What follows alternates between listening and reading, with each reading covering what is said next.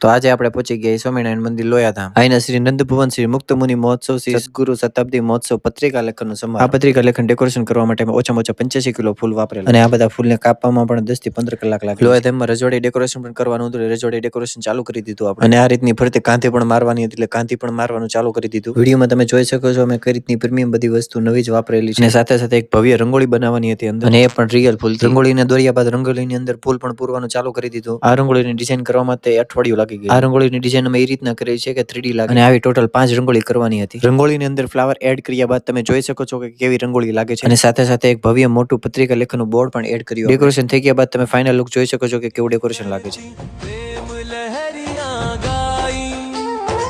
धरती बोले हरि नाम से नभ ने ताली बजाई सद्गुरु की कृपा बरसती मन में ज्योत समा